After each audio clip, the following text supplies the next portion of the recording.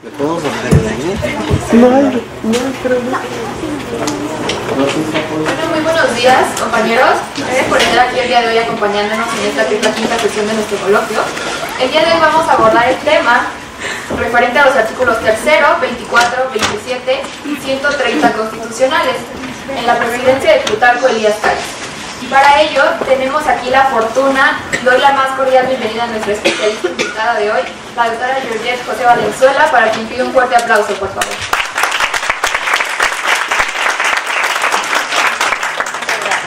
La doctora Georgette es licenciada, maestra y doctora en Historia por la Facultad de Filosofía y Letras de la UNAM, en donde a su vez imparte cátedra en el Colegio de Historia en asignaturas como Historia de México Contemporáneo 1 y 2. Es investigadora a nivel 2 del Sistema Nacional de Investigadores, al igual que investigadora titular del Instituto de Investigaciones Sociales de la UNAM. Su área de investigación es en actores y procesos sociales, y sus temas de investigación son la historia política, moderna y contemporánea de México. Ha recibido diversas distinciones, como por ejemplo el premio al mejor artículo siglo XX en el año 2004, otorgado por el Comité Mexicano de Ciencias Históricas, y en ese mismo año el Instituto de Estudios Históricos de la Revolución Mexicana le otorgó el premio José C. Valadez. Su obra publicada es muy amplia y constituye una destacada aportación a la historiografía nacional e internacional.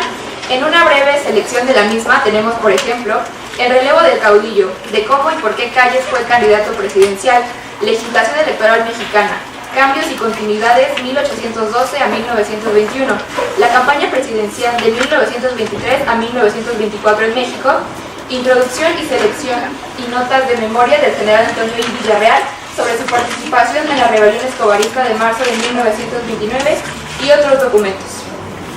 Bueno, ya habiendo dicho esto, doctora, es un honor tenerla aquí con nosotros el día de hoy en la Escuela Nacional de Trabajo Social. Le agradezco infinitamente su presencia y al auditorio le recalco la importancia de tener aquí a una especialista y les voy a pedir, por favor, aprovechemos la oportunidad.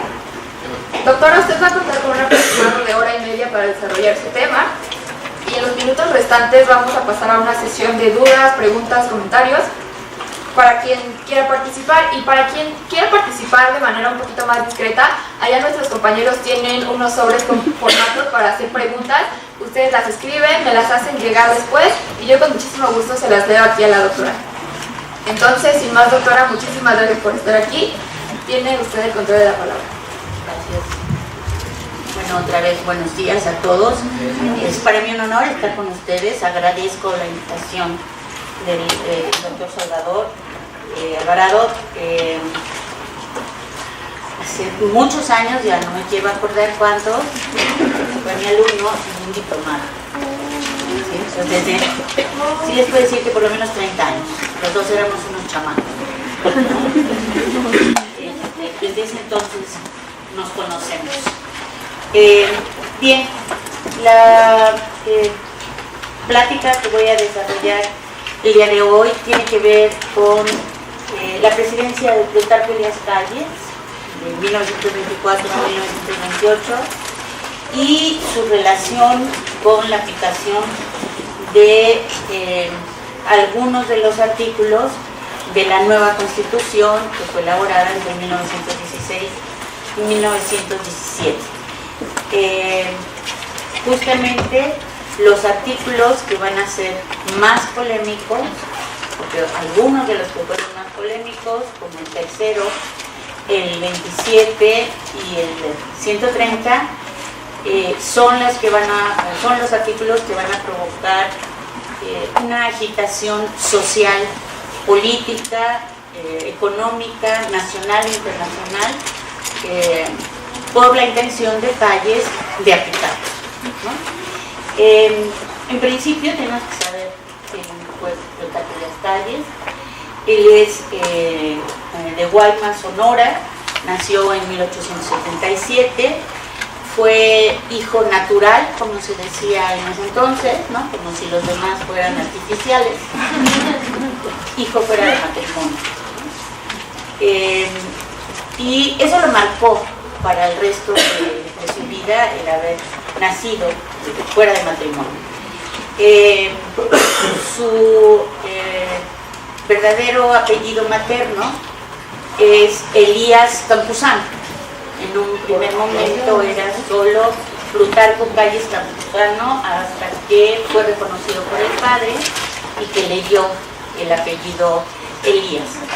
Y el Campuzano de su madre en realidad se lo quitó por agradecimiento, porque muere la madre de Plutarco y se hace cargo de él una hermana de la madre, una tía, que está casada con un Juan B. Calles.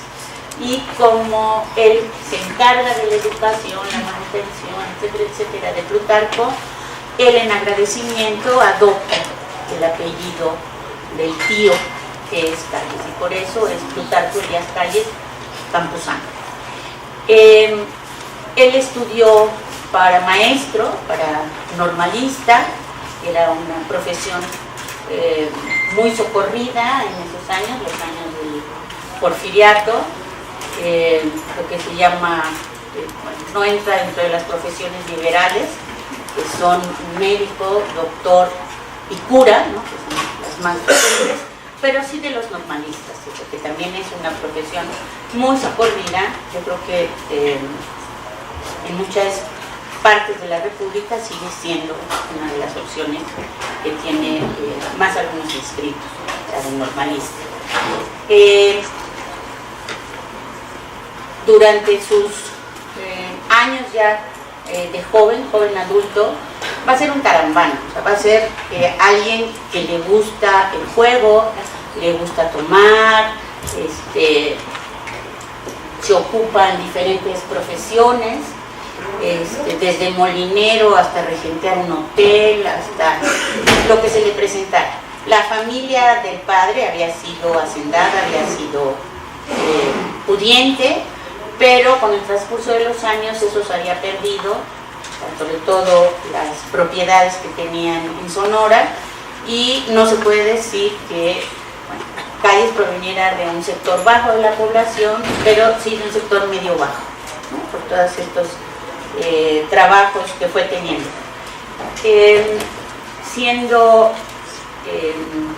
Iniciando poco antes de que iniciara la revolución, en 1910-11, Calles va a apoyar al periódico Regeneración, el órgano de difusión de los magonistas en ese momento en el exilio, y obviamente va a inclinarse por el lado liberal, o sea, va a tener una vena liberal a lo largo de toda su vida, de toda su existencia.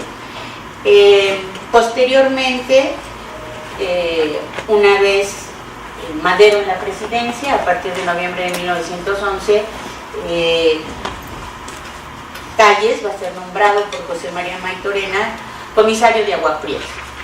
Está en ese cargo, en ese puesto, cuando en marzo de 1912 estalla la rebelión de Pascual Orozco y su plan de la empacadora, y entonces él se va a unir a las fuerzas que luchan contra los orozquistas, que van a ser derrotados. Posteriormente, cuando asesinan a Madero durante la Decena Trágica, que me imagino que han oído hablar de ella, ¿no?, en febrero de 1913, que se va a levantar Venustiano Carranza, gobernador de Coahuila, para desconocer al gobierno usurpador de Victoriano Huerta, y además por el asesinato del presidente y el vicepresidente, se va a emitir un plan, que es el Plan de Guadalupe, en marzo de 1913, en la que se va a convocar a todos que lo quieran, para unirse a un ejército que se va a integrar, que se va a llamar Ejército Constitucionalista. ¿Y por qué constitucionalista? Porque lo que va a defender el Plan de Guadalupe en un principio el restablecimiento del ejercicio de la Constitución de 1857. ¿Sí? En ese Plan de Guadalupe, Carranza se opone en un primer momento a que haya alguna promesa social o política para el resto de la población mexicana. Lo único a lo que está indicando es a tomar las armas para tirar a Huerta y los huertistas, desconocer a todo aquel gobierno que haya reconocido al gobierno de Huerta, y que además se le va a otorgar a Venustiano Carranza el título de primer jefe del ejército constitucionalista. Ningún cargo militar ocupó Carranza. Si ustedes ven fotografías o han visto fotografías de Carranza, él siempre se negó a tener algún grado militar, aun cuando fuera el primer jefe del ejército constitucionalista, y siempre lo van a ver vestido de civil. Sus monteras, sus botas, beige, etcétera, etcétera, pero jamás va a tener un grado militar.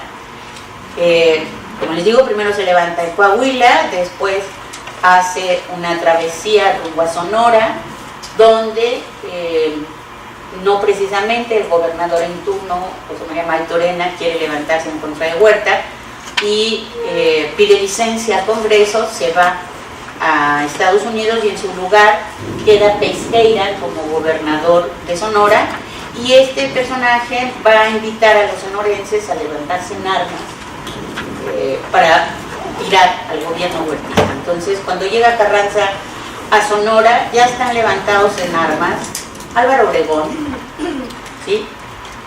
Que no participa, el general Álvaro Obregón no participa en la primera etapa de la revolución, que se califica como la etapa política, ¿no? Sino que va a tomar las armas hasta que se da lo de la decena trágica. Y también, evidentemente, ya van a entrar a esta lucha Adolfo de la Huerta y Plutarco Elías Calles. Porque son importantes estos personajes, aparte de Calles del que les voy a hablar, porque van a encabezar lo que se conoció como el Grupo Sonora. Y en específico, ellos tres van a formar el Triángulo Sonorense, que va a llegar a tener el control del país de 1920 a 1936. 35 para algunos, 36 para otros. Se va a dar esta lucha de 13 a 14, van a ganar los constitucionalistas. Dentro del ejército constitucionalista hay tres divisiones del ejército muy importantes: la división del noreste, del mismo Obregón, la división del noroeste de Pablo González y la división del norte de Francisco Villa. Y en junio de 14, cuando Huerta se ve obligado a renunciar y a huir del país rumbo a España primero y después a Estados Unidos, va a venir lo que se conoce como la escisión revolucionaria, la escisión del ejército constitucionalista, y va a iniciar la llamada otra etapa de la Revolución Mexicana, va a iniciar la lucha de facciones. No se me ha olvidado la lucha zapatista del sur-sureste de México, pero los zapatistas nunca van a aceptar unirse, relativamente hasta ahorita, ni a los que luchan contra Huerta, o sea, no van a unirse con los constitucionalistas, ni con otros grupos. Lo que ellos quieren es que sobre todos estos grupos haya el compromiso, o prevalezca el compromiso de signar, de aprobar en todos sus términos el Plan de Ayala, ¿no? Que había sido promulgado en noviembre de 1911, que es un plan agrarista, ¿sí? En esta lucha de facciones van a ganar los constitucionalistas, ¿sí? ¿Cuáles son las batallas más importantes? Pues las que va a pelear Álvaro Obregón frente a Francisco Villa entre abril y mayo de 1915 en el centro del país, en las batallas de Santana del Conde, Celaya, toda esta zona del Bajío. En Santana del Conde es donde Obregón pierde el brazo, ¿no? Estalla una granada y entonces va a perder el brazo derecho.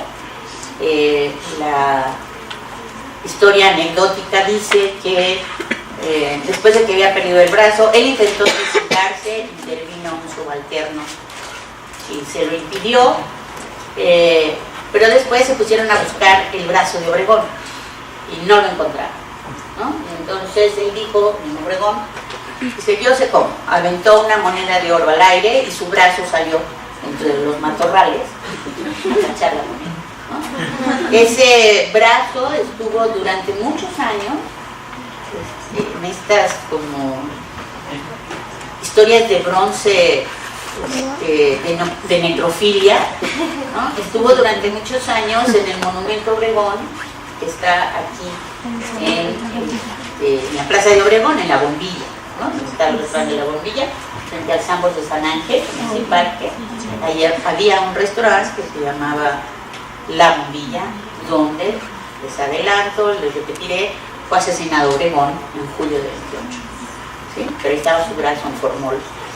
Y alguien muy sensato decidió que pues, se lo llevaba la familia Sonora, ¿no? No tenía que estar aquí.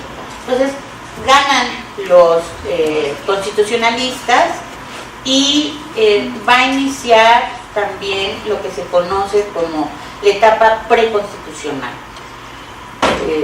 Como les mencioné hace unos minutos, cuando se promulga el Plan de Guadalupe, Carranza se opone a ninguna promesa social. Sin embargo, cuando viene la lucha de facciones y se da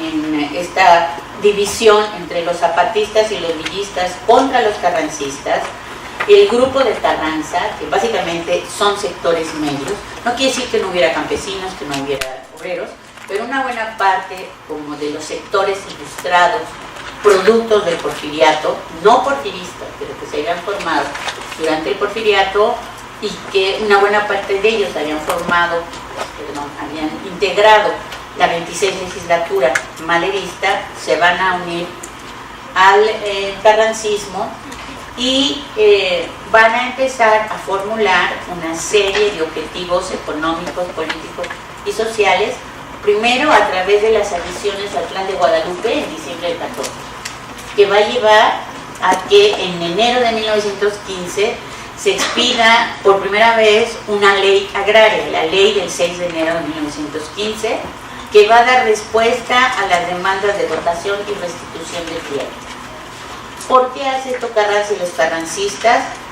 Pues para robarle adeptos a villistas y zapatistas, ¿no? Y porque además una de las razones por las que los carrancistas vencen a villistas y zapatistas es que el grupo carrancista logra articular un proyecto de nación, tiene una serie de propuestas que van a cuajar en la Constitución de 17 frente a Villa y Zapata, cuyas propuestas son regionales. O por ejemplo, los zapatistas no conciben que haya un problema obrero en México. Para ellos solo hay un problema agrario, solo hay un problema de dotación y más bien de restitución de las tierras de las cuales habían sido despojados.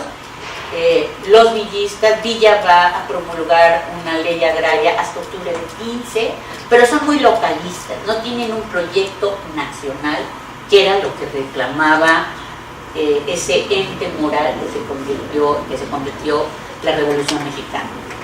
Es una de las razones por las que se emite esta ley del 6 de enero de 1915, se va a establecer todo un periodo preconstitucional muy rico en leyes y decretos. Tengo que aclarar, espero se les queden sus tarjetas, que de 1914 a 1917, de julio de 14, julio de 14 a mayo, principio 5 de mayo de 17, en México no hay presidente de la República. ¿Sí? Desaparece. En el momento que Huerta se va del país, queda acéfalo el Ejecutivo Federal. El poder legislativo desaparece con Huerta, porque Huerta mete a la cárcel a los legisladores, persigue a los diputados y senadores, mata a Belisario Domínguez, entre muchos otros, ¿no? Pero desaparece. Y cuando gana los carrancistas, Carranza decreta la desaparición del Poder Judicial, ¿no? Todos los asuntos que tengan que ver con justicia, todos los delitos y demás, van a ser resueltos por un tribunal militar carrancista. Entonces, no hay presidente de la República. La mayoría, una buena parte de los textos, señala que Carranza es presidente de 14 a 20. Eso es falso. Él es encargado del Poder Ejecutivo. ¿De acuerdo? No hay ni los presidentes que nombró la Soberana Convención Revolucionaria o Convención de Aguascalientes. Ni Eulalio Gutiérrez, ni Francisco Lagos Cházaro, ni Roque, primero es Roque González Garza y después Francisco Lagos Cházaro. O sea, el único presidente por 20 días es Eulalio Gutiérrez, y los otros dos son encargados del Poder Ejecutivo, ¿no? Pero de una asamblea que no tiene un reconocimiento nacional, aun cuando se haya autodeclarado soberano. Entonces, en esta etapa preconstitucional también se emiten una serie de decretos para controlar la explotación del petróleo. En México se establece el divorcio definitivo en el país, que va a cambiar, después se va a emitir una ley de relaciones familiares justo con Calles, pero el divorcio en México se había establecido desde Porfirio Díaz, desde antes de Porfirio Díaz, con Benito Juárez. Pero era un divorcio que establecía que las personas se podían separar, pero no volver a casar, ¿no? Así lo establecía la ley. Con Carranza se establece que el divorcio rompa el vínculo matrimonial, ¿no? Y que las personas se puedan volver a casar. ¿Sí? Es otra de las modernidades, otra de las avances que estableció el carrancismo. Y otro elemento muy importante que va a lograr Álvaro Obregón y el Guillermo Murillo, el doctor Ate, que es un pintor muy famoso de paisajes y demás en esta historia de la primera mitad, historia del arte de la primera mitad del siglo XX, van a lograr firmar un pacto con la Casa del Obrero Mundial, una organización anarcosindicalista que se había formado en 1912. Van a firmar este pacto que va a significar, ahorita le digo que contenía, que va a significar el ingreso formal de los obreros a la revolución. No quiere decir que no hubiera habido grupos de obreros que hubieran formado parte con los maderistas, con los trotskistas o con los constitucionalistas, pero su entrada como grupo, como clase social a la revolución se va a dar con este pacto en febrero de 1915, en el que se va a establecer varias cosas. Una, que van a luchar al lado de los carrancistas, ¿no? Los constitucionalistas, en contra de los villistas y los zapatistas, o de los otros grupos contrarrevolucionarios que hay en el país. Dos, que les van a dar, se va a establecer la Casa del Obrero Mundial en el Palacio de los Azulejos, el Sambor de los Azulejos, que está en el centro, se le va a dar a la Casa del Obrero Mundial, y el convento de Santa Brígida también, para que ahí tuvieran sus oficinas, ¿sí? Entonces, ¿qué significa esto? Que para Obregón y después para el Triángulo y Grupo Sonorense va a ser muy claro que a partir del triunfo de la revolución ningún gobierno va a poder hacer nada sin el concurso de las masas obreras y campesinas, cosa que no va a entender Carranza, o situación que no va a entender Carranza. Entonces, en todo este asunto está Calles también, Calles va a defender a Agua Prieta en contra de los villistas. Calles y va a derrotar a los villistas. Calles va a ser primero gobernador interino de Sonora, después va a ser gobernador constitucional. O sea, no se me ha olvidado el personaje, les estoy dando el marco general en el que se mueve el personaje, junto con Obregón y de la Huerta, que llega a ser hasta representante del gobierno carrancista en los Estados Unidos, ¿no? Porque también hay que tener en estos años, como hoy día, tener muy presente los intentos injerencistas de los Estados Unidos o de Estados Unidos en la Revolución Mexicana, ¿no? O sea, al mismo tiempo que yo les dije lo que está pasando en 14, ¿qué sucede antes de la renuncia de Huerta en abril de 1914? ¿Perdón? La inflación. Usted no, maestro. Es una emoción. Salud. La invasión estadounidense. ¿Sí? Entonces se está lidiando con la lucha interna, ¿no? Zapatitos, pillitos, zapatitos, ¿verdad? Y cuando matan a Madero, ustedes saben que quien interviene decidida y definitivamente para el asesinato de Madero y Pino Suárez es el embajador estadounidense, ¿no? Henry Clay Wilson, que en la sede de la embajada se va a llevar a cabo este complot para tirar al gobierno de Huerta, de Madero.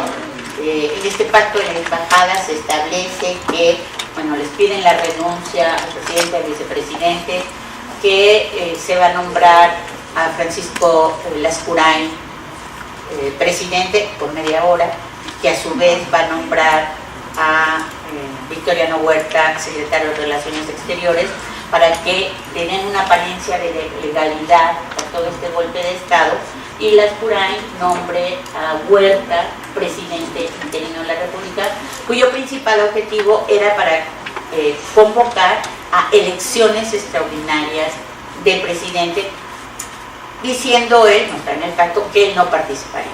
Supuestamente todo esto había sido, sí, para tirar a Madero, pero para que llegara a la presidencia el sobrino del general, el sobrino de Porfirio Díaz, el coronel Porfirio Díaz, ¿sí? Hay apoyo de los otros representantes diplomáticos y le voy a explicar por qué. La primera embajada, la primera legación diplomática que es elevada a rango diplomático es la legación de México en Estados Unidos y de Estados Unidos en México. O sea, la primera embajada que tiene México en el exterior es en Estados Unidos, ¿sí? En 1895. Y por eso el embajador estadounidense es el decano del cuerpo diplomático, ¿sí? Entonces él, como decano, el más viejo del cuerpo diplomático. Todos los demás representaciones diplomáticas son legaciones y pueden tener cónsules, pero en las legaciones están ministros plenipotenciarios, ¿sí? O sea, pueden representar a varios países y estar asentados en alguno, pero que exclusivamente sea para un país. El primer lugar es México, Estados Unidos, y por eso Lane Wilson puede convocar a los representantes diplomáticos para avalar el golpe de Estado contra Madero. Lo que no vislumbró Lane Wilson es que al momento de que sucede esto, en marzo de 2013 llega a la presidencia de Estados Unidos un demócrata, que es Woodrow Wilson. No son parientes, no tienen nada que ver el uno con el otro. Y Woodrow Wilson es un demócrata muy moralista, religioso, que está en contra de los trusts estadounidenses, está en contra de las grandes compañías estadounidenses transnacionales, que no se llaman en ese momento así, y va a estar en contra de todos aquellos gobiernos que en el resto del mundo hayan llegado al poder por la vía del azar, o sea, por una vía ilegal, sino por una vía constitucional. Y por lo tanto, jamás va a reconocer al gobierno de Victoriano Huerta, ¿no? Retiran al embajador, van a mandar a muchos agentes confidenciales, etcétera, etcétera. Agentes confidenciales con Villa, con Zapata, con Carranza, a ver a quién apoyaban. Y a quien más les gustaba era Villa, ¿sí? Tanto a Woodrow Wilson como a muchos estadounidenses y por eso hicieron películas casi como posando con ellos, batallas, etcétera, etcétera, ¿no? Que se pueden ver. Sin embargo, Woodrow Wilson no tuvo el favor de Carranza. Es tan nacionalista fue Carranza, tan defensa de los intereses de México y los mexicanos, que se articuló algo que se conoció como la doctrina Carranza, que fue básicamente la no intervención de los países extranjeros o de cualquier otra en los asuntos internos de un país, ¿no? Y la defensa de la soberanía y no calificar el tipo de gobierno que tengan, los regímenes que se dé cada pueblo, está en su derecho de dárselo, y ninguna otra potencia u otro país tiene derecho a cuestionarlo o a juzgar.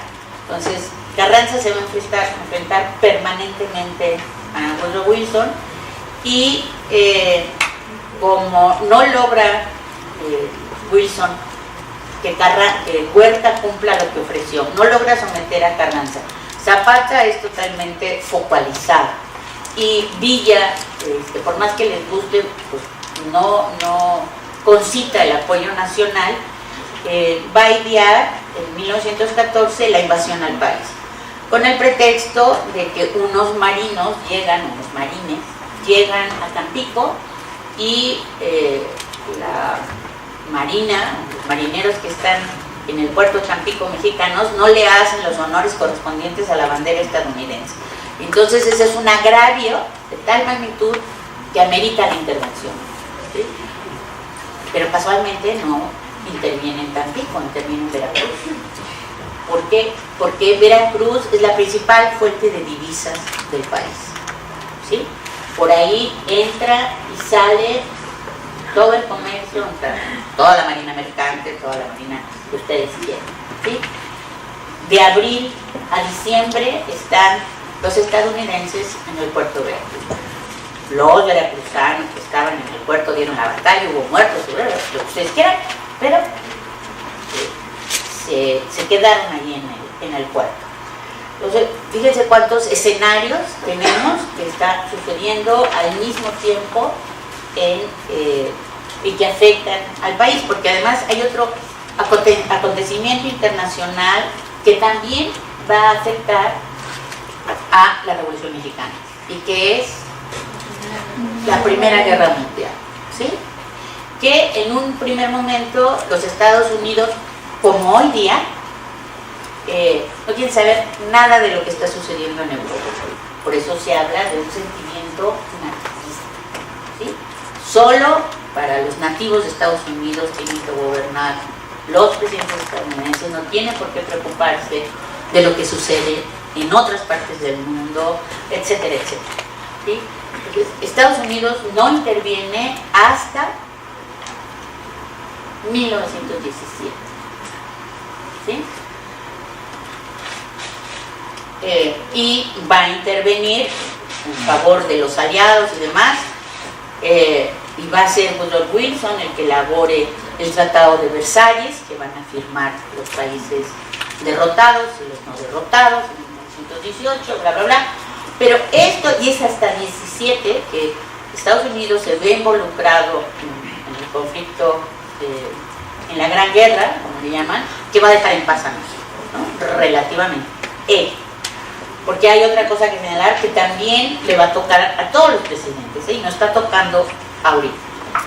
En México, quien lleva la política internacional es el Poder Ejecutivo Federal, ¿no? El presidente de la República. Y es el Senado el que avala esa política internacional, la firma de tratados, el nombramiento de diplomáticos, de embajadores, de cónsules, etcétera, etcétera. En Estados Unidos no. Entonces, una puede ser la posición del Poder Ejecutivo, ¿no? Que fue la posición de Wilson, pero otra puede ser la posición de su secretario de Estado, y otra puede ser la posición del Senado, que además hay que señalar que en Estados Unidos hay un Senado federal, pero hay senados estatales. En México no. En México no, solo tenemos un Senado federal, y cámaras de diputados locales, ¿de acuerdo? No tenemos como en Estados Unidos. Entonces, por ser un sistema federal, los gobernadores pueden tener una política exterior y el Poder Ejecutivo Federal no puede hacer nada, ¿no? Lo vemos en los casos de las penas de muerte de mexicanos, que hasta los organismos internacionales han intervenido para que no se le aplique la pena de muerte a un reo mexicano o de cualquier otra nacionalidad, ¿sí?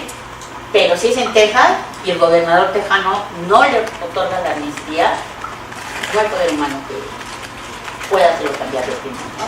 Ni el presidente de Estados Unidos, ni la ONU, la OEA, o lo que ustedes quieran, ¿no? Los otros organismos de derechos humanos, en fin. Todo esto tiene que ver para que entendamos por qué se va a elaborar una constitución como la que se elaboró en 1916-17, ¿sí? Entonces tenemos que, hay una respuesta a las demandas agrarias, hay una respuesta a las demandas obreras, hay una respuesta a pelear por los recursos de la nación, hay una respuesta por normar de nueva cuenta las relaciones iglesia-estado. Todo esto se va a dar entre 14 y 16. Y justamente llegamos a esta situación de la elaboración de la Constitución de 17, los artículos 3, 24, 27 y 130. En relación al artículo 3, me gustaría que me dijeran qué saben al respecto. La educación, habla de la educación. ¿Eso es de alumno? Sí. Quiero ver qué saben los alumnos. Pues habla de que la educación debe de ser laica y el gobierno debe proporcionar al menos la base. El Estado. Una cosa es el gobierno y otra cosa es el Estado.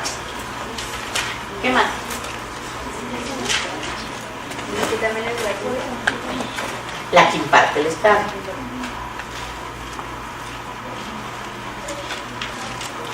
Sí, es una discusión, la discusión más fuerte, más acalorada, de mayor enfrentamiento en el Congreso de 16, es sobre el artículo 3.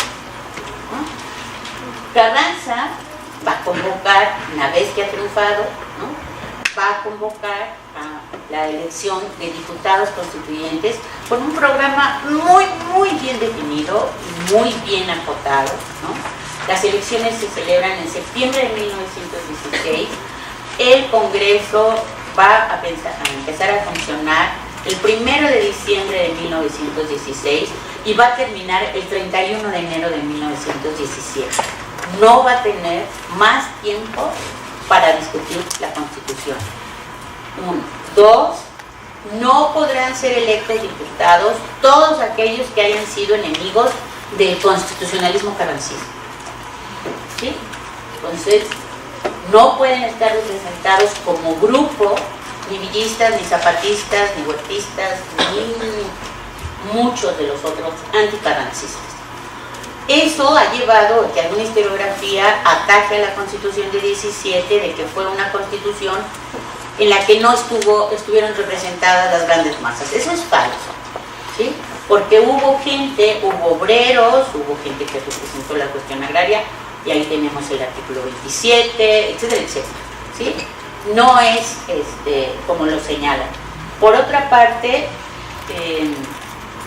insisto, las discusiones fueron muy interesantes. Es apasionante leer los discursos de los revolucionarios, cosa que no se da ahora, ¿no? Y cómo van concibiendo el futuro para México. Quiero señalar que una constitución son las normas generales que se establecen para la convivencia de una sociedad política, económica, social y culturalmente. Son enunciados generales, ¿sí? Pero, sin apartarme del artículo 3, no voy a entrar a los incisos que tenga. Si el artículo 3 en 1917 tenía 5 incisos, se puede elaborar una ley para bajar el enunciado general del artículo 3º, ¿sí? Pero también de cada uno de esos incisos se puede hacer un reglamento. Porque, repito, por favor, quédenselo, las constituciones son enunciados generales. Me supongo que ustedes habrán oído de la elaboración de la Constitución de la Ciudad de México, ¿no? Bueno, son enunciados generales. Yo quiero ver cómo van a poder reglamentar que los habitantes de la Ciudad de México seamos felices, ¿no? O que tengamos relaciones sexuales plenas, satisfactorias, o sea, y de todos los géneros, ¿no? De todos contra todos, porque o sea, así está establecido. Bueno, sin hacer ponga ironía al respecto, son enunciados generales, tienen que aterrizarla, tienen que bajarla, tienen que elaborar las leyes o los reglamentos de esos artículos, ¿no? Que fueron aprobados por los constituyentes de la Ciudad de México, y en realidad la Constitución empezará a aplicarse hasta el 2018. ¿Sí? Lo mismo la Constitución de 17. El artículo 123 constitucional que normó las relaciones capital-trabajo. Su ley reglamentaria federal se aplicó, se promulgó hasta 1931. ¿Sí? Esa es una. La otra, sí, se publica o se aprueba una constitución general, pero los estados y los territorios que había entonces tenían que adecuarla a esa norma general. Y ojo, la Constitución de 17 es la Constitución de 57 reformada, ¿sí? No es propiamente una nueva Constitución, sí es una Constitución de avanzada porque por primera vez se incluyen en su articulado las cuestiones sociales, ¿no? A nivel mundial, occidental, para que no me vea tan global, ¿no? Entonces, tanto el 27 como el 123, el 130 y demás, sobre todo el tercero, el 27 y el 130, no, 130 y el 123, son artículos de avanzada que van a regular las formas de propiedad en el país, el 27, y el 130, junto con el 24, las relaciones Iglesia-Estado, e incluido el tercero, porque aparte de que la educación va a ser laica, gratuita,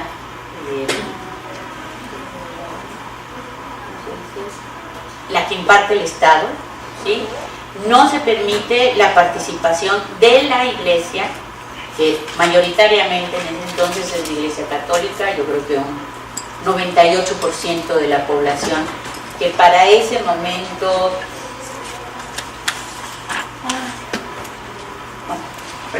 98% de la población es católica, ¿sí? Entonces sí, más abrumadoramente católica, pero se prohíbe la participación de órdenes religiosas, la creación de escuelas religiosas, etcétera, etcétera. Es una separación absoluta que nos viene desde las leyes de reforma, ¿no? De Juárez, y después que también nos viene del gobierno de Lerdo de Tejada, cuando eleva a rango constitucional las leyes de reforma. Ese es el primer planteamiento de Carranza en su proyecto de constitución. Sin embargo, cuando se discute en el pleno de los constituyentes, hacen a un lado esa propuesta, que es muy ligera, endeble de Carranza, entonces le entran a la discusión de manera muy acalorada, muy fuerte, y también quiero señalarlos, puesto que estamos celebrando los 100 años de esa Constitución, que la historiografía reciente ha señalado que no es cierto lo que han escrito, lo que escribieron los mismos participantes en el Congreso Constitucional de 16-17, como Félix Pallavicini o Juan de Dios Bojorquez, de que el Congreso se dividió entre jacobinos y como conservadores, ¿no? Y los conservadores eran aquellos que habían pertenecido a la 26 legislatura maderista. El único caso en que se da claramente esa división cuando se aprueba el artículo tercero constitucional y aún hay integrantes, como el mismo Pallavicini, que aprueban la nueva redacción del artículo tercero constitucional.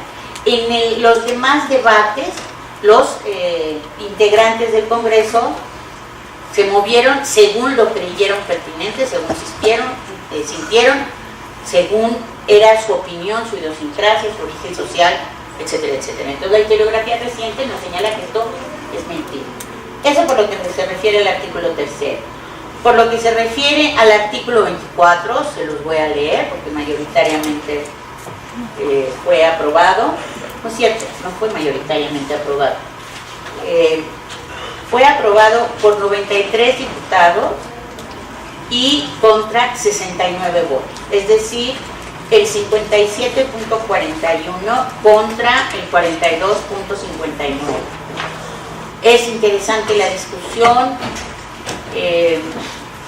Los quiero llevar al planteamiento de que para cuando Calles llega a la presidencia en 1924, estas discusiones todavía están muy en la cabeza de la mayoría de los revolucionarios que están en el pueblo, ¿no? Que participaron en estas discusiones para que entiendan lo que pasó con Calles, ¿no? Y la educación, su relación Iglesia-Estado, los Estados Unidos, el gobierno petrolero, etcétera, etcétera. El artículo 24 dice: todo hombre es libre para profesar la creencia religiosa que más le agrade y para practicar las ceremonias, devociones o actos del culto respectivo en los templos o en su domicilio particular, siempre que no constituyan un delito o falta penado por la ley. Todo acto religioso de culto público deberá celebrarse precisamente dentro de los templos, los cuales estarán siempre bajo la vigilancia de la autoridad. ¿Sí? Es decir, se ratifica que no puede haber ningún culto público religioso. Los integrantes de una religión no pueden andar en la calle con su sotana, su vestimenta religiosa, etcétera, etcétera, no pueden llevar a cabo procesiones, no pueden llevar a cabo ninguna manifestación religiosa de manera pública. ¿Por qué fue la discusión? Y ganaron, no, porque un 10% de los, más o menos, de los diputados, porque un diputado de Yucatán propuso dos cosas, y ahí se divide el Congreso.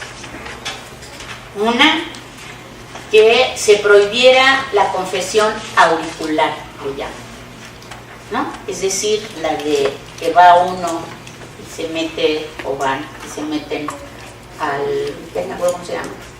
A la iglesia y se confiesa, al confesionario, y hay un sacerdote, ¿no? O un pastor, ¿sí? Que nos oye en confesión y nos absuelve o nos da la pena que crean. Y este diputado Recio de Yucatán dice que eso atenta contra las libertades de los hombres, atenta contra la vida familiar y hace que los sacerdotes se conviertan con un tercero en discordia en la vida íntima de las familias. ¿Sí? Porque la mujer, sobre todo, va y se confiesa y entonces le dice todo lo que pasa en su casa y por lo tanto el sacerdote sabe todo lo que está pasando, no solo a nivel de relaciones familiares, sino política, económicamente, o sea que la mujer va y le chismea todo y eso atenta contra el Estado liberal y contra las libertades, ¿sí? Y la otra que planteó fue que los sacerdotes tenían que ser casados. Entonces ya no podían pertenecer a la religión católica, ¿no? No se aprobó, pero si se dan cuenta, una buena parte de los diputados estaban a favor de estas dos restricciones para el ejercicio de la religión. Y el siguiente artículo es el artículo 27 constitucional. que básicamente o fundamentalmente recupera para la nación la propiedad de aires, aguas, tierras, de todo lo que hay arriba y abajo del suelo, y le otorga la propiedad de todo eso a la nación, no al Estado, a la nación. Y la diferencia que hace es que el Estado entrega a través de una concesión la posesión de aguas, tierras, mares y demás, ¿sí? Básicamente de tierras en que se establecen los límites de la propiedad privada, y también se establece la forma de propiedad ejidal, que eso es lo que va a normar el artículo 27. Se establecen los límites de la pequeña propiedad, ¿no?, privada, y de la organización de la posesión comunal. En este también, como se ha señalado en la historiografía sobre este tema, de alguna manera se recupera lo que había vivido México o la Nueva España durante la colonia, que era la corona la que entregaba mercedes para la posesión de la tierra, ya sea a los españoles, a los criollos o a los indígenas. O sea, en la lucha zapatista se reclama que hay familias, hay personas a las cuales se les fue despojada su tierra, pero que tienen la merced de su propiedad que se les dio desde la colonia, ¿no? Y también para tener la propiedad comunal, y entonces establece que ya no es la corona, sino que va a ser la nación que puede hacer uso de todas estas propiedades, sobre todo si es en beneficio de la nación, o sea, si es de utilidad pública. Lo que establece la Constitución 17 es que el derecho social, el derecho colectivo, está por encima del derecho individual, ¿no? La mayoría de sus artículos, a diferencia de la Constitución de 1857. Entonces, ¿qué va a pasar? Al artículo 27, o se va a provocar la promulgación de la Constitución, y el artículo 27 va a provocar un enorme rechazo, principalmente de las compañías petroleras extranjeras extranjeras que estaban en México, fundamentalmente de los Estados Unidos, pero también hay muy importantes inglesas, holandesas y demás, y que acusan de que el artículo 27 es un artículo confiscatorio, porque se plantea y establece la ley, pero no queda claro en el artículo 27 si va a ser retroactivo o no. Es decir, durante el porfiriato o con la Constitución de 57, los extranjeros son dueños de lo que hay arriba y abajo del suelo, ¿no? Entonces, por lo tanto, son dueños del petróleo que han extraído y del petróleo que está por extraer, ¿no? En este caso, o de minas, oro, plata, zinc, lo que hay. Lo que establece la Constitución es que para seguir explotando ese recurso natural se tiene que otorgar una concesión, la tiene que otorgar el Estado, ¿sí? Porque pertenece a la nación. La Constitución y la Constitución 17 y la Revolución Mexicana van a ser rechazadas, vilipendiadas o juzgadas, etcétera, etcétera, más o menos de 1917 a mediados de los años 50, finales de los 40, principios de los 50, finales de los 50 más bien, cuando aparece la Revolución Cubana, ¿sí? O sea, uno puede seguir historiográficamente, es decir, a través de la historia escrita, el rechazo a la Revolución Mexicana y la aceptación a la Revolución Mexicana a partir de finales de los 50 por el estallido de la Revolución Cubana, ¿sí? Entonces, la Revolución Mexicana se va a convertir como la revolución preferida frente a una revolución socialista como la cubana, porque a final de cuentas la Revolución Mexicana fue una revolución que pretendió la modernización del capitalismo en México.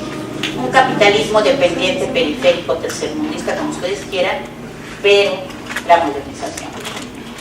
Y en relación al 130, que es el que norma las relaciones capital-trabajo, no tenemos datos de cómo se dio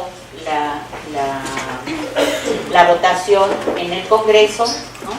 Pero básicamente lo que se establece es que el Estado y la Iglesia son dos entes autónomas y que el Estado está por encima de la Iglesia, llámese católica, llámese protestante, llámese como se llame, ¿no? Que eso marca una diferencia con la Constitución de 57. Dos, las iglesias y sus integrantes no pueden ser propietarios de nada. La Iglesia, en caso la católica, no tiene personalidad jurídica, no pueden tener propiedades, ni pueden heredar propiedades hasta en un cuarto grado de consanguinidad. ¿Sí? Es muy interesante cuando uno tiene la oportunidad, o si ya lo han hecho, ir a Sudamérica, como en países como Uruguay, como Argentina, como Chile, la unión entre iglesia y Estado sigue muy presente hasta la fecha, ¿no? Y se hacen procesiones en las que van los sacerdotes, los obispos, los arzobispos, junto con las autoridades civiles. En México eso es impensable, ¿no? Por esta lucha de separación que nos viene desde el siglo XIX y desde la independencia, podríamos decir, ¿no? Entonces, es muy interesante, insisto, muy ilustrativo vivir esta unión entre la Iglesia y el Estado en otros países. A nosotros nos causa, o a mí me ha causado escándalo, y dices, ¿qué hacen antes? ¿No? Pero bueno. O hay en Perú, en la catedral, está enterrado uno de sus conquistadores, o sea, dentro de la catedral, y uno ya parece que va a ver a Cortés dentro de la catedral metropolitana, o no. Por otro lado, bueno, aparte de que no pueden tener propiedades, los sacerdotes no pueden tener el voto activo ni pasivo. ¿Qué significa esto? Que no pueden votar ni ser votados. ¿Sí? Todo esto que les estoy diciendo en relación al artículo 130 fundamentalmente y al 24 fue cambiado, modificado durante la presidencia de Carlos Salinas de Gortari. ¿Sí? Esto ya no es, ¿sí? Se modificó. Pues ya hablé de los cuatro, ¿verdad? Bueno, entonces me voy a acercar. Ya me van a correr. ¿No, verdad? Gracias. Llega Calles a la presidencia en 1924, después de una rebelión en su contra y en contra de Álvaro Obregón, la rebelión que se llamó Sin Cabeza, la rebelión de la Huertista en 1924, y que se levantan más o menos 2/3 partes del ejército en contra de Obregón, presidente del 24, y de la imposición, según ellos, de Calles como candidato presidencial. Perdón. Durante su campaña, Calles fue prefigurando cómo iba a ser su gobierno, ¿no? Cuál iba a ser su posición frente al artículo 3º, al artículo 27, al artículo 24 y 130 constitucionales, ¿sí? Por lo que se refiere al artículo 3º, él continuó con la política educativa de José Vasconcelos como secretario de Educación, la Secretaría de... Durante prácticamente todo el siglo XIX, hasta antes de 1905, lo que, en términos globales generales, lo que existía era la Secretaría de Justicia e Instrucción Pública. ¿Sí?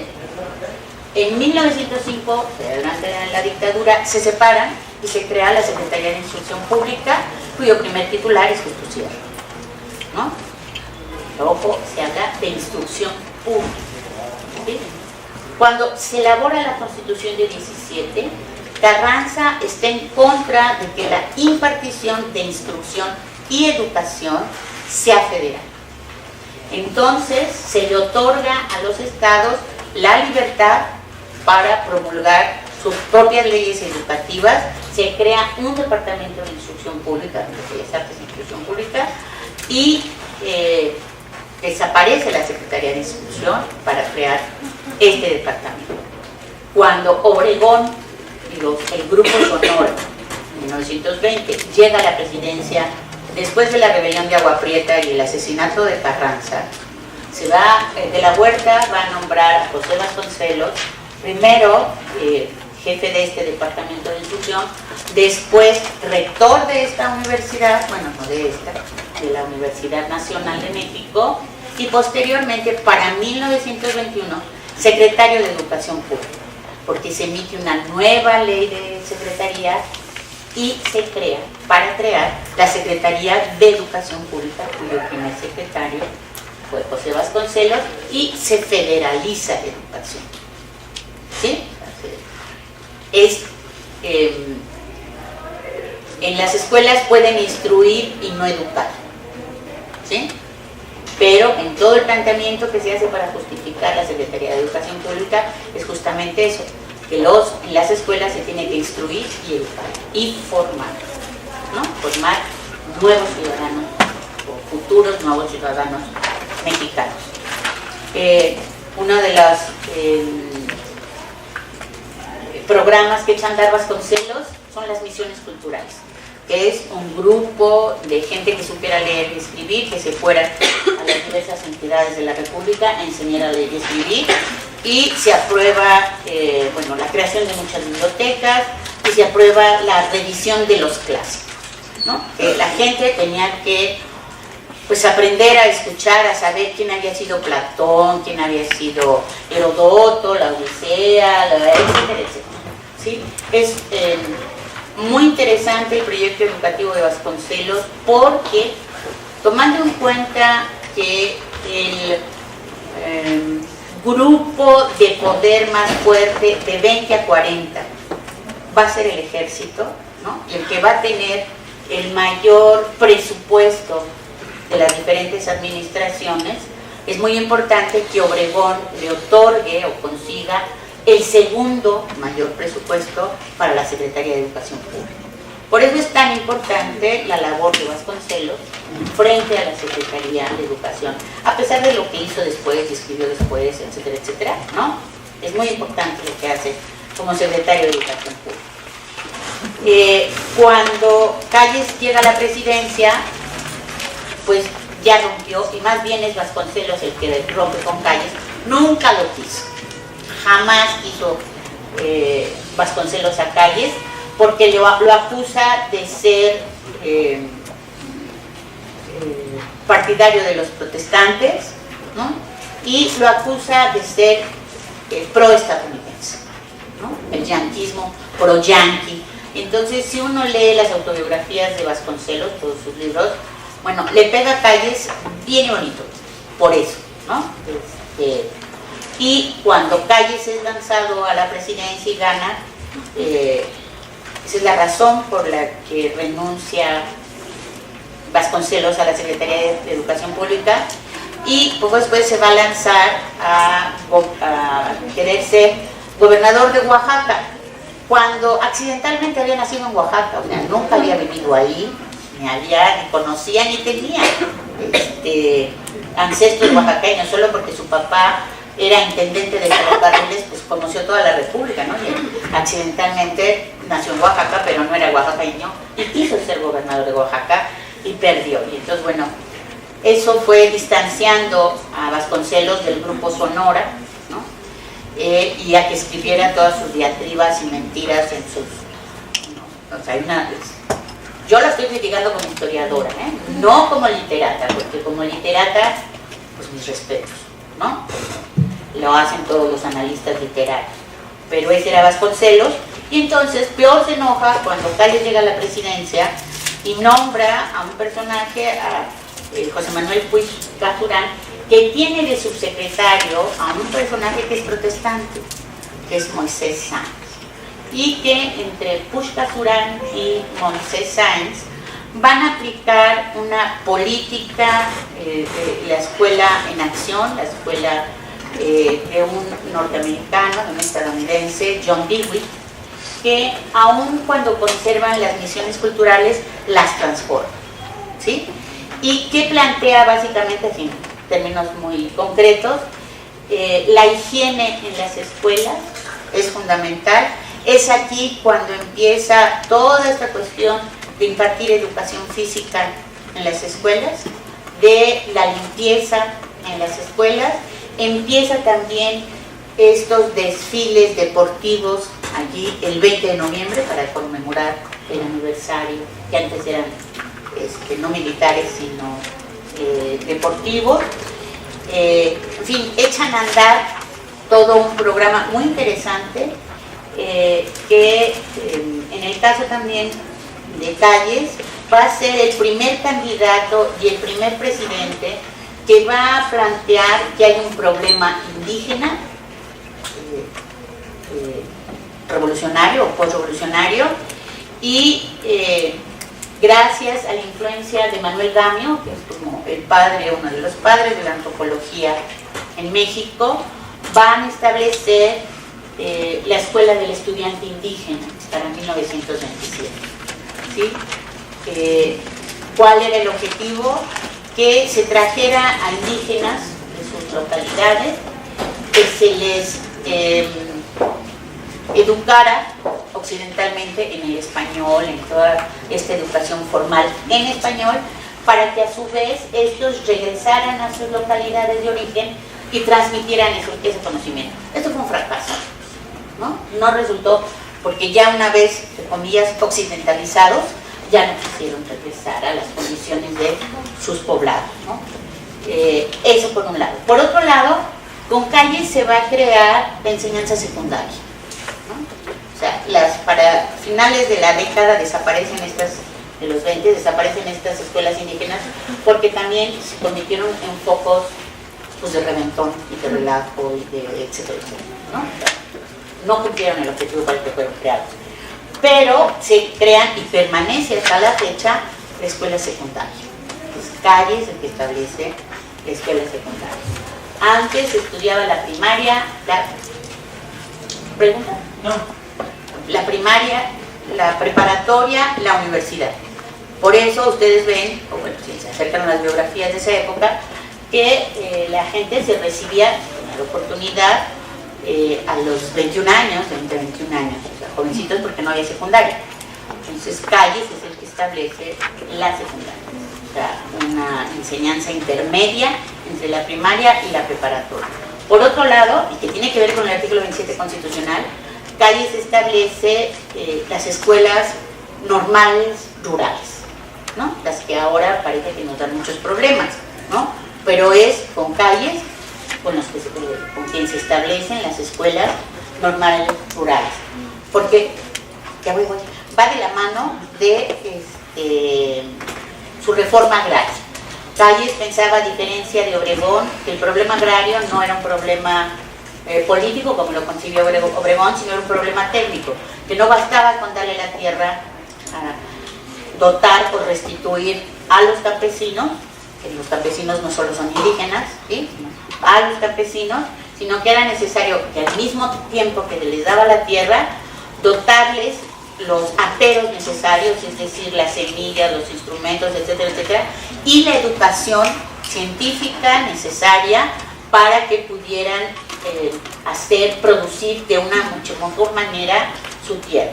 Sí aclaro, de entrada también, que el Grupo Sonora, es decir, de 20 a 34, jamás entendió lo que era la propiedad comunal como establecía la Constitución de 17. La aspiración del Grupo Sonora era llegar a la pequeña propiedad privada. No entendían, porque venían del norte, no entendían la propiedad comunal del centro, ¿sí? Un último, lo que les mencionaba hace un momento con respecto a los incisos de los artículos constitucionales, En 1925, Calles reglamenta la fracción cuarta del artículo 27 constitucional en materia petrolera. ¿Sí? Nada más en materia petrolera. Y entonces establece una serie de requisitos para que se pudieran confirmar las concesiones que tenían las compañías petroleras. ¿Sí? Esto va a provocar, otra vez, el rechazo, no solo de los petroleros, sino del comité de deudores que tiene, internacional de deudores que tiene México, que encabeza el representante de los banqueros, Thomas W. Lamont, ¿no? Y en 1927 estamos a punto de volver a ser invadidos, gracias a la intervención otra vez del embajador estadounidense, aliado con los representantes petroleros, y el embajador era James R. Sheffield. Esto se viene abajo porque gracias al espionaje mexicano del líder de la Confederación Regional de Obreros de México, que es como la mamá de la CTM, ¿no? Y su líder, Luis Napoleón Morones, logran infiltrarse en la embajada estadounidense, conseguir documentos secretos de intercambio epistolar entre el presidente de Estados Unidos, los petroleros, etcétera, etcétera, y Calles entonces les hace saber que tiene esos documentos y que va a denunciarlos ante el Tribunal de la Haya, y va a ser abierto, público, etcétera, etcétera. Entonces la respuesta del gobierno de Estados Unidos es quitar a Sheffield y nombrar en su lugar a un representante de los banqueros, que es Dwight Moore. Y comienza lo que Arnaldo Córdoba llamó la política del ham and eggs, ¿no? De los huevos con jamón, porque todos los domingos el embajador estadounidense y Calles desayunaban en el castillo de Chapultepec huevos con jamón. Esta intervención, esta llegada de Dwight Moore cambia completamente la política con respecto a la cuestión petrolera. A través de la Suprema Corte de Justicia, etcétera, etcétera, se da marcha atrás en esta reglamentación de la fracción cuarta del artículo de la fracción cuarta en materia petrolera del artículo 27. Ya nada más quiero referir a la rebelión cristera, ¿sí? La Constitución, el artículo tercero constitucional, el 130, 124, provocaron una serie de reacciones y rechazos, obviamente, de la cúpula de la Iglesia Católica Mexicana, ¿no? Y entonces, el arzobispo Mori del Río, en 17, emite unas declaraciones devastadoras contra la Constitución de 17. Y ahí queda. Pero, cuando llega Calles a la presidencia, estas declaraciones son reproducidas otra vez por un periódico y el arzobispo no se deslinda, o sea, rompen lanzas contra el gobierno de Calles. Aunque, como le señalaba, desde los discursos de Calles se veía que son como los prolegómenos de lo que va a ser el estallido de la rebelión cristera. Y la respuesta de Calles va a ser reglamentar el artículo 130, el 27, o sea, reglamentar lo que se conoce como la ley Calles, que el artículo 130 establecía que los estados iban a ser libres de fijar el número de sacerdotes que debía haber en su estado y que tenían que ser mexicanos, etcétera, etcétera. Y hubo estados como Tabasco, con Tomás Garrido Canaval en el gobierno, que reglamentaron que para todo el estado solo iba a haber 2 sacerdotes, ¿no? Y así, en Campeche también, en Yucatán con Carrillo Puerto, etcétera, etcétera. Entonces, esto provocó una serie de fricciones entre el gobierno y la cúpula, pero básicamente el rompimiento ya se va a dar en 1926 con la formación de la Liga Defensora de las Libertades Religiosas, que van a responder a la reglamentación de Calles con el cierre de los templos, con el armado, o sea, con el armar a los católicos mexicanos, básicamente en el centro del país, fundamentalmente donde se desarrolla la guerra cristera, es en el centro del país, que aun cuando tiene un componente muy importante religioso, también tiene un componente agrario, muchos de los que forman parte del ejército cristero son aquellos campesinos que no se han visto beneficiados con la restitución ni con la dotación de tierras. El conflicto va a durar de 26 a 29, es decir, de a calles fuera de la presidencia. Y quien va a ser el artífice de este convenio que se establece entre las cúpulas, porque es entre la cúpula política y la cúpula religiosa, es decir, entre el presidente interino, Emilio Portes Gil, que es nombrado después del asesinato de Álvaro Obregón, y la cúpula del Vaticano religiosa y la jerarquía mexicana, es justamente Dwight Morrow, ¿no? Es gracias a él, a Dwight Morrow, que se logra firmar lo que se conoció como el modus vivendi entre la Iglesia y México. La rebelión cristera costó alrededor de 70,000 vidas, ¿no?, entre integrantes del Ejército Federal y los propios cristeros, ¿sí? En ese modus vivendi se estableció que la Iglesia no se iba a meter con el grupo en el poder, con los revolucionarios, y de alguna manera el grupo en el poder se iba a hacer de la vista gorda frente a las actividades religiosas. Esta simulación, ¿no?, va a durar hasta el gobierno, como les dije, de Salinas de Gortari, en la que establece, bueno, ya dejemos de hacernos mensos, ¿no?, y tontos, saquemos a la luz cómo se ha dado esta recuperación de la Iglesia Católica en relación a la sociedad mexicana. Hasta aquí llegó.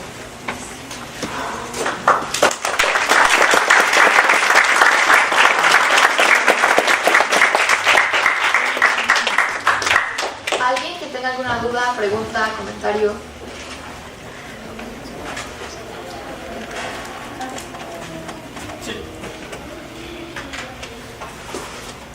A ver, Katy, primero. Bueno, a mí me gustaría, si me podría dar como un poco de panorama general que fueron los tratados de Bucareli y qué papel jugó Plutarco en los tratados. A ver, en octubre de 1915, Estados Unidos reconoce como facción beligerante, es decir, como la facción en armas con la que van a poder hablar, negociar, parlamentar, a la facción carrancista. Es un reconocimiento, se dice, de facto, ¿sí? Cuando Carranza llega a la presidencia, asume la presidencia a partir del 5 de mayo de 17, se va a dar, digo, no inmediatamente, ¿no?, presidencial, se va a dar un reconocimiento de jure, legal, de jure. Cuando en abril de 1920 estalla la rebelión de Agua Prieta, que es los sonorenses en contra del gobierno de Carranza, y que se nombra, bueno, muere Carranza, se nombra Adolfo de la Huerta presidente interino, ¿no?, por 6 meses, el gobierno de Estados Unidos le dice: no te reconozco, o sea, como gobierno legítimo, no te reconozco por la manera como llevas. Se dan las elecciones en México en septiembre de 20 para elegir a quien sustituiría ya constitucionalmente a Carranza, y gana Obregón. Y el gobierno de Estados Unidos le vuelve a decir: no te reconozco. El gobierno de Estados Unidos no reconoció al gobierno de Obregón de diciembre de 20 a agosto de 23. En estos años se van a dar una serie de encuentros y desencuentros entre ambos gobiernos. Se va a lograr firmar en 1922 unos acuerdos de la Huerta a Lamont. Adolfo de la Huerta, en el gobierno de Obregón, pasa a ocupar la Secretaría de Hacienda, ¿sí? Pero no se habla en esos acuerdos de cómo se va a pagar la deuda mexicana, de lo que debe, de cómo se va a pagar la deuda ferrocarrilera, etcétera, etcétera, que no se cumple, ¿sí? Entonces, lo que va a hacer Obregón, que en eso de verdad es el general invicto de la revolución, él no pierde una sola batalla durante la etapa armada de la revolución, él va a contratar, a encontrar, a comprar a una serie de cabilderos, que se llama en Estados Unidos, que son los que negocian en los pasillos del Congreso, a favor del gobierno mexicano, va a entablar muy buenas relaciones con los gobernadores del sur de Estados Unidos. Él como candidato presidencial, antes de que muera Carranza, entre 19 y 20, va a realizar una gira por Estados Unidos, por el sur de Estados Unidos, para lograr entablar estas relaciones. Hay un importante intercambio comercial, como ahora, de México con Estados Unidos.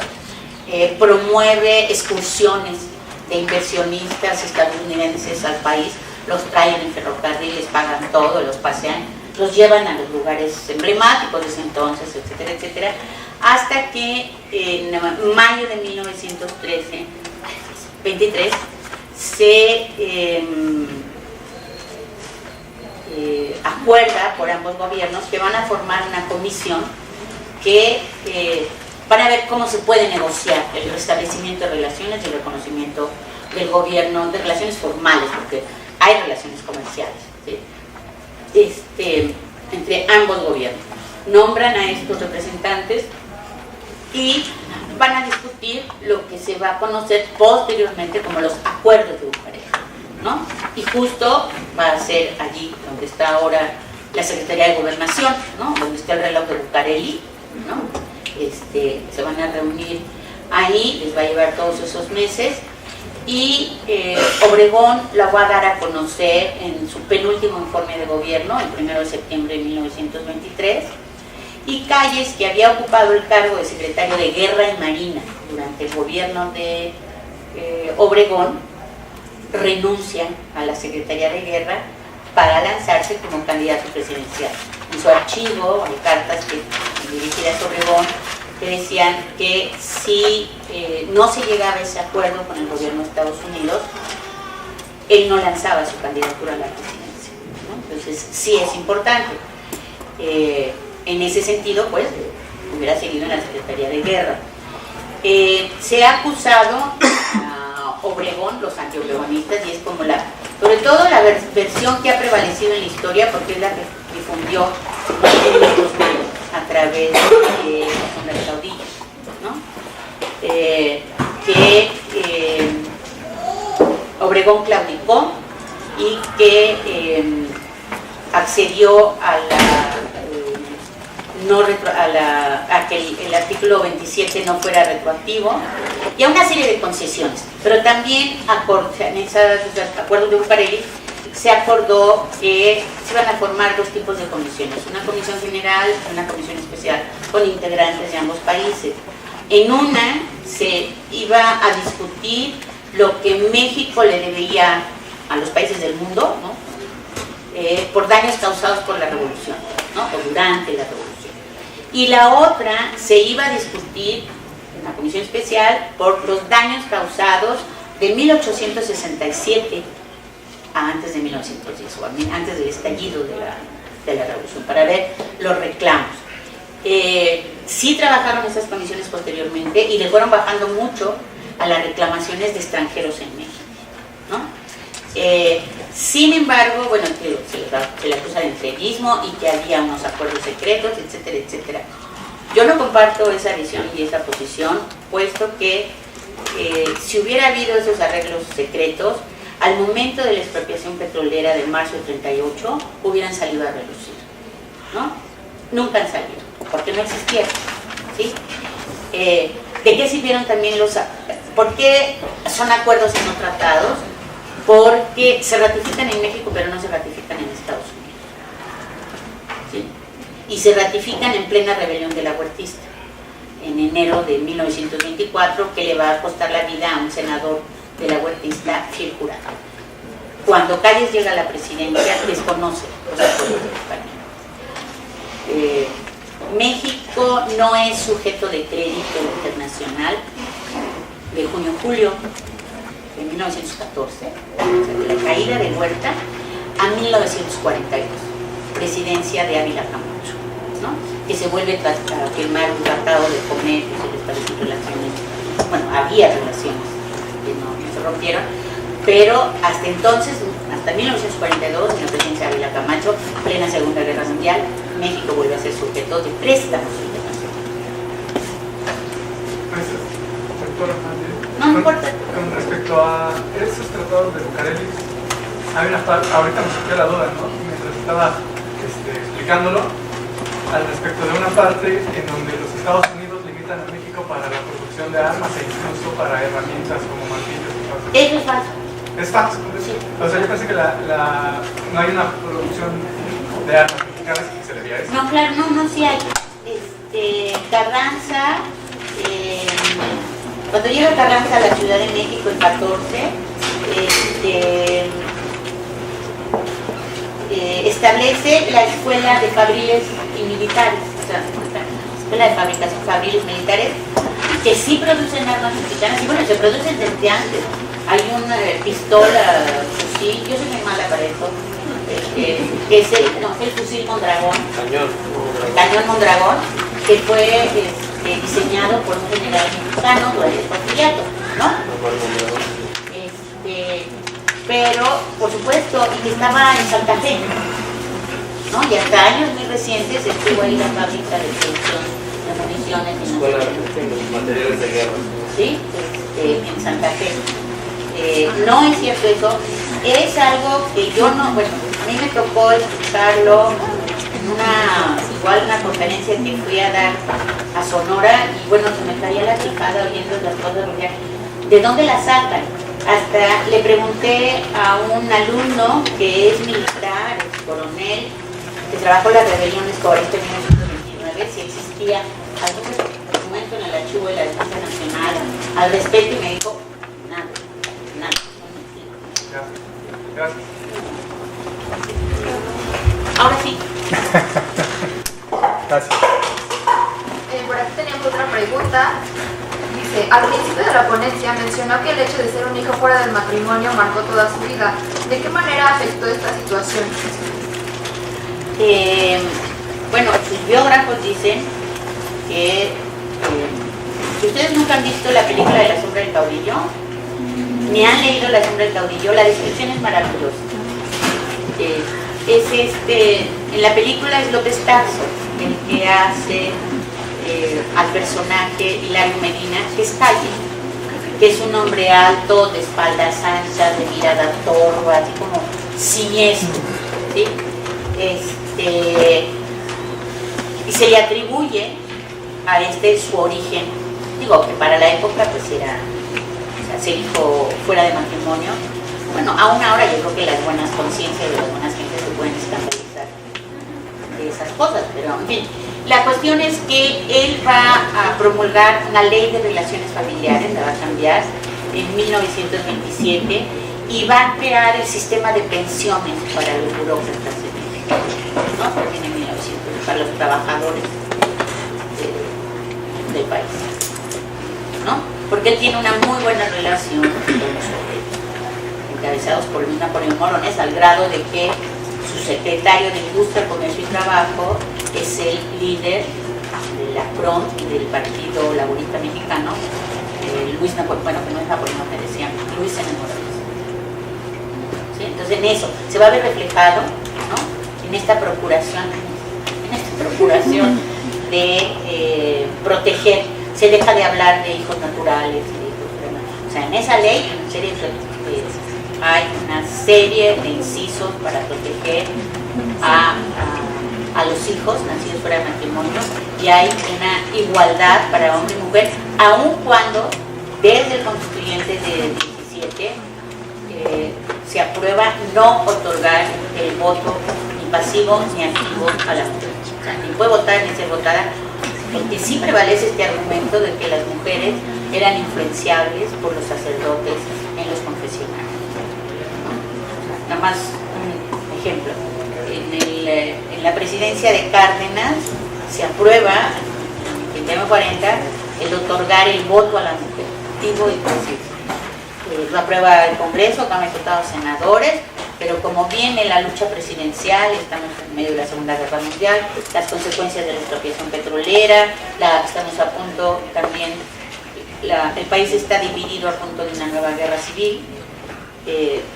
Cárdenas aplica lo que se conoce como el veto de bolsillo y no publica todo. Por eso es hasta Luis Cortines que se publica. ¿Algo más? Yo. Bueno, no se pudo platicar bien acerca del maximato. A mí primero el estado. ¿Del maximato? Ajá, ¿qué opina usted? ¿Qué ve acerca de Plutarco Elías Calles? Yo, por ejemplo, sé, creo más o menos de Pascual Ortiz Rubio, ¿qué fue? Que se burlaban, ¿no? Cuando estaba Vasconcelos y él, se burlaban mucho de Pascual Ortiz Rubio, de que pues era un títere. Entonces, hasta que ya cuando estuvo en la presidencia se molestó, dijo, no, pues yo soy el presidente, ¿no? Porque él no, y pues bueno, cuando... A ver, no estaba dentro de mi placa el maximato, solo la presidencia de Calles, 24-28. O sea, lo que te puedo decir es que, rápidamente, el maximato va de 1928, diciembre de 1928, formalmente hasta abril de 1936, ¿sí? Que se habían efectuado dos reformas fundamentales, el artículo 82 y 83 constitucionales, para, uno, ampliar el periodo presidencial a 6 años, 4, y permitir la reelección no inmediata de un presidente. Entonces, por eso se presenta el 27, 28, Obregón. Obregón es asesinado siendo candidato electo, no presidente electo, porque las elecciones son el 5 de julio, él es asesinado el 17 de julio, y es hasta septiembre, ya reunido el nuevo Congreso, que ratifican el triunfo de Obregón, ¿no? Entonces no es asesinado siendo presidente electo, legalmente, ¿sí? Entonces, lo que va a hacer Calles, de este magnicidio, va a ser, pues, negociar muy hábilmente, con una inteligencia excepcional, con lo que se llamó las viudas de Obregón. Es como se dice las viudas de Colosio, pero las viudas de Obregón. Entonces, lo que consigue de los obregonistas es que ningún civil y ningún militar se postulen como ni como presidente interino, ni después como candidato a ser presidente constitucional. Entonces, la presidencia de Obregón tendría que haber durado de 28 a 34. ¿De dónde viste eso? ¿Sí? Lo que establece la Constitución es que a falta del presidente en los 2 primeros años, por cualquier razón, se tienen que convocar a nuevas elecciones extraordinarias, ¿sí? Por eso, Calles consigue que se nombre, porque sí, Congreso, ¿no? Y solo va a estar 14 meses. Su objetivo fundamental es convocar a esas elecciones extraordinarias. Entonces, en este tiempo, que es 28-29, ¿no? Para 30, va a surgir el Partido Nacional Revolucionario, ¿no? Abuelo del PRI, PNR, en marzo 29. También se va a dar la Revolución Escobarista, en marzo 29. Se va a dar la autonomía universitaria. Se van a dar estos arreglos entre la Iglesia y el Estado en junio, julio de 1929. Pasan muchísimas cosas en el gobierno de Portes Gil. Los escritores de la época, ¿no? Los que han escrito, vieron esa época y escribieron sobre ella, hablan de los gobiernos peleles del maximato, ¿no? O sea, de ahí viene. Estudios recientes, o sea, de historiadores profesionales, de ninguna manera fue así, porque con la muerte de Obregón, Calles se va a convertir en el jefe máximo de la revolución, porque va a ser el personaje que va a poder conciliar, hablar, aglutinar a todos los revolucionarios, a los obregonistas, a los callistas, a los anti-obregonistas, etcétera, etcétera, ¿no? Y va a cortar cabezas. O sea, por ejemplo, se acaba ahí en 29, viene, lo llamaban así, el desmoronamiento del amor, que es pues, la salida de Morones, de la CROM y de la Secretaría de Industria del Comercio, porque lo acusan de ser el autor intelectual del asesinato de Obregón, ¿no? Y con la formación del PNR desaparecen estos partidos fundamentales en los años 20, que es el laborista y el nacional agrarista de Soto y Gama.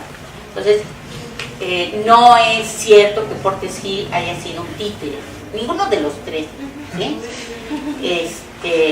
Lo que lo explican los especialistas, Calles pretende establecer un mecanismo piramidal, así, en que la base está el presidente, viene las cámaras, el partido y el jefe máximo.